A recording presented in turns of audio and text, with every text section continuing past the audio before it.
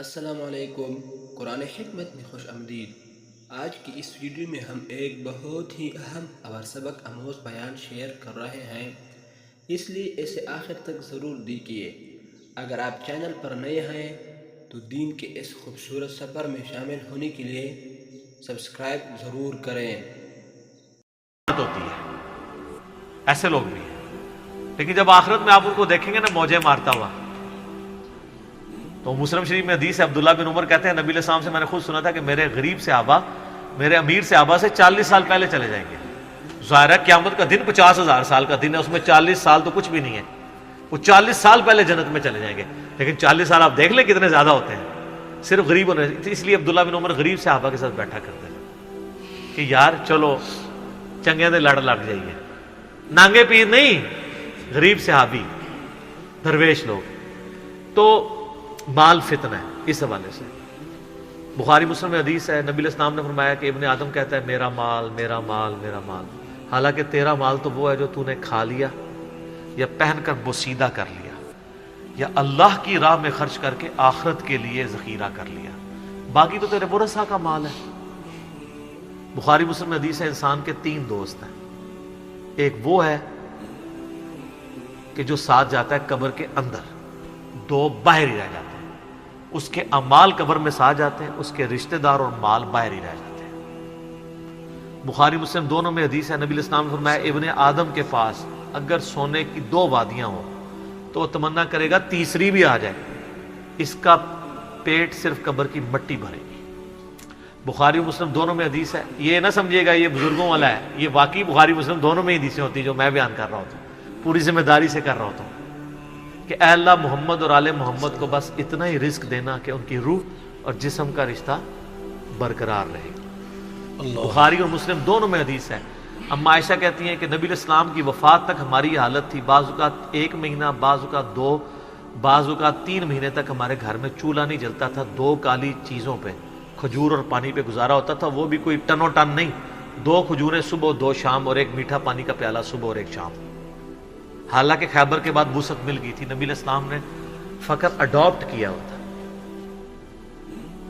بخاری مسلم دونوں میں حدیث ہے، جب نبی علیہ السلام نے ایلا کیا تھا 1 مہینے کے لیے اپنی بیویوں سے ناراض ہو کے چھت پہ شفٹ ہو گئے تھے، جو حضرت عمر ان کو ملنے گئے تھے، آپ کے جسم مبارک پہ چٹائی کے نشان تھے، تو حضرت عمر رو پڑے، یا رسول اللہ کیسر و کسریٰ تو دنیا کے مزے لوٹ رہے ہیں اور آپ اللہ کے رسول ہو کے یہ حالت آپ کی۔ آپ نے فرمایا کہ اے عمر کیا تم اس بات پہ راضی نہیں ہو کہ کیسر و کسریٰ دنیا کے مزے لوٹے اور ہم آخرت کی سعادت؟ اے عمر کیا دنیا کی حقیقت ابھی بھی تجھ پہ نہیں کھلی؟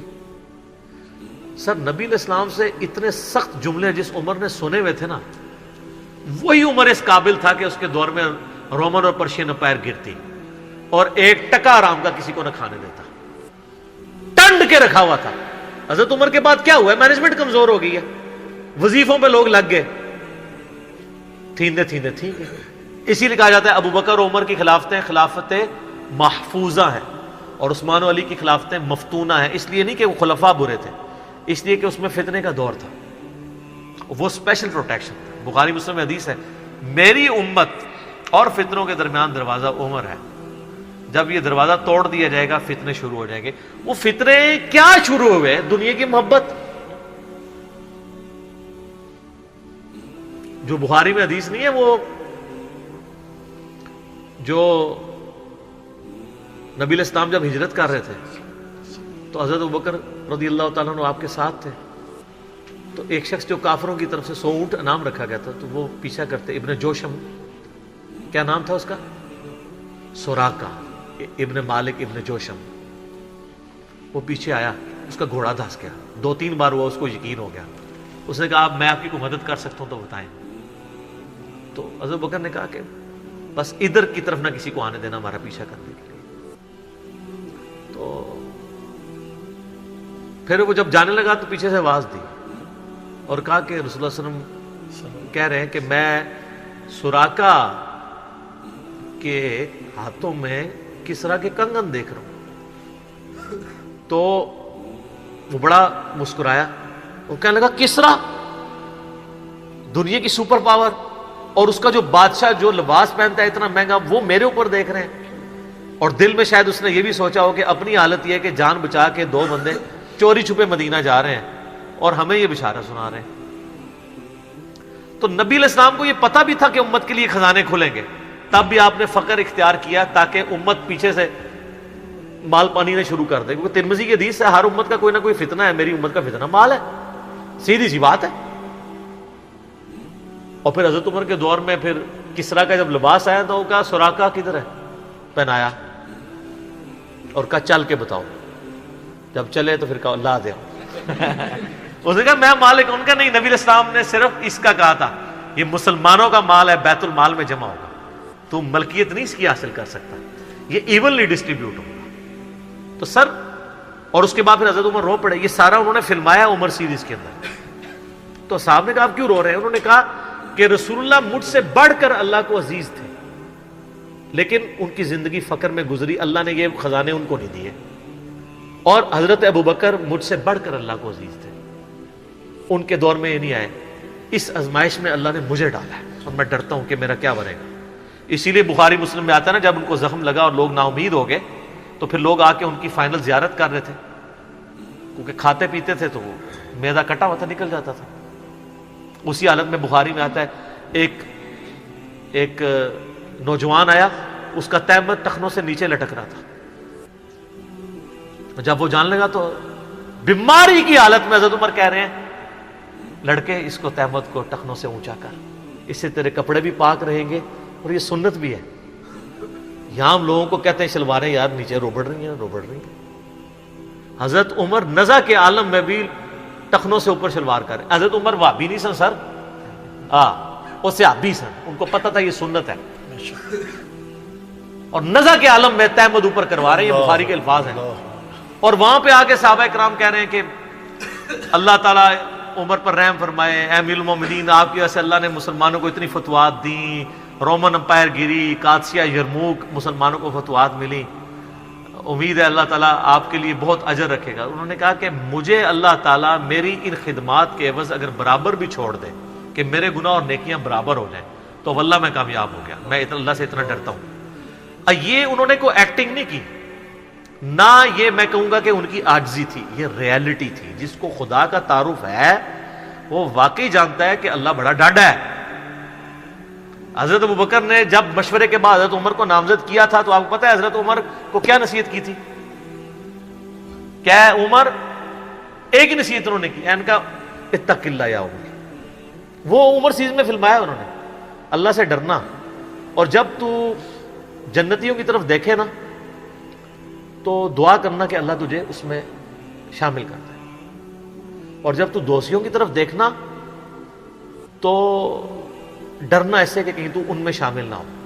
انہوں نے نہیں کہا میں عشرہ مبشرہ ہوں, میں جس راستے پہ چلوں شیطان بھاگ جاتا ہے, یہ آپ مجھے کیا باتیں بتا رہے ہیں.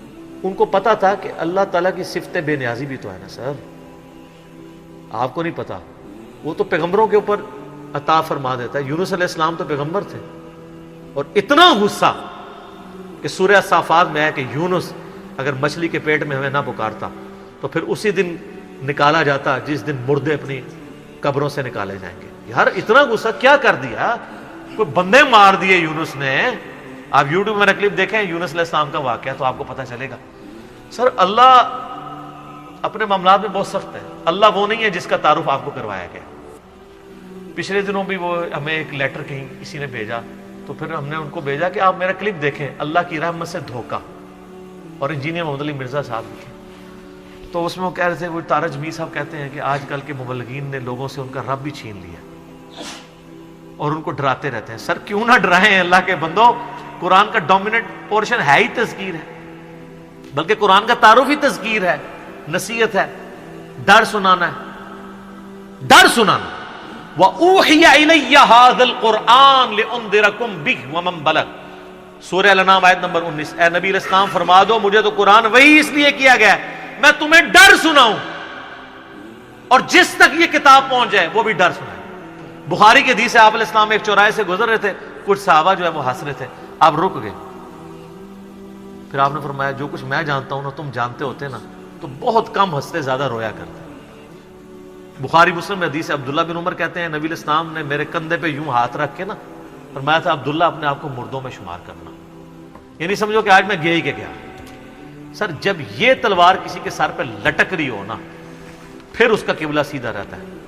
ادروائز وہ یتیموں کا مال بھی ہڑپ کرے گا, بہنوں کی جائیداد پہ بھی قبضہ کرے گا, اور وہ ماں باپ بھی جو اپنی زندگی میں بیٹوں کو سب کچھ دے کے چلے جاتے ہیں اور بیٹیوں کو محروم کرتے ہیں. ہمارے پاس تو لوگ آتے ہیں, ہم ان کو کہتے ہیں تمہارے ماں باپ دوزخ میں جل رہے ہوں گے, اب بھی ٹائم ہے کہ ان کی وصیت بدل دو. قرآن میں بھی ہے کہ اگر کوئی غلط وصیت کر کے جاتا ہے وصیت بدلو, اس کو عذاب سے بچاؤ. تو کئی لوگ ہیں, میں نے دیکھا ہے ملینز آف روپیز انہوں نے ماں باپ کے مرنے کے بعد ان کے نام پہ ہوئے اپنی بہنوں کو واپس کیے ہیں کہ چلو یار ہمارے ماں باپ دوزخ میں جانے سے بچ جائیں گے. اگر آپ کے ماں باپ کی محبت آپ کے دل میں ہے نا تو خدا کے لیے اگر آپ یہ نہ کہیں کہ میرے ماں باپ دے گئے ہیں تو وہ جانے اور ان کا کام, یار وہ آپ کو دے کے گئے, آپ کے ساتھ نیکی کر کے گئے, اور آپ ان کے ساتھ یہ بھی نیکی کرنے کے لیے تیار نہیں ہے کہ جو مال انہوں نے کمایا تھا وہ ان کو دوزخ سے رہائی سے عطا کرنے کے لیے آپ ان کے لیے خرچ کر دیں جو آپ نے نہیں کمایا ہوا.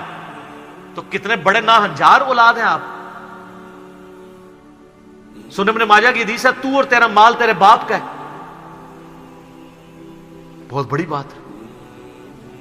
ماں باپ بغیر اجازت کے بھی اپنے اولاد کے مال میں سے لے سکتے ہیں, یہ ذہن میں رکھیے گا, بڑا حق ہے. اور آپ لوگ یہ کام کر رہے ہیں, اور جو ماں باپ کر رہے ہیں خدا کے لیے ان کے پاؤں پکڑنے پڑتے ہیں, پاؤں پکڑے, ان کو کہیں کہ خدا کے لیے بہنوں کو اس طرح نہ کیا کریں. او جی ان کو وہ جناب وہ جیز دے دیا تھا, وہ جیز تو زندگی میں دیا, وہ گفٹ ہے.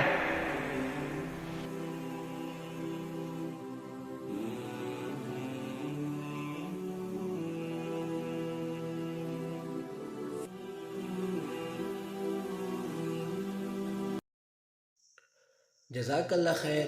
امید ہے یہ بیان آپ کے علم اور ایمان میں اضافے کا باعث بنا ہوگا.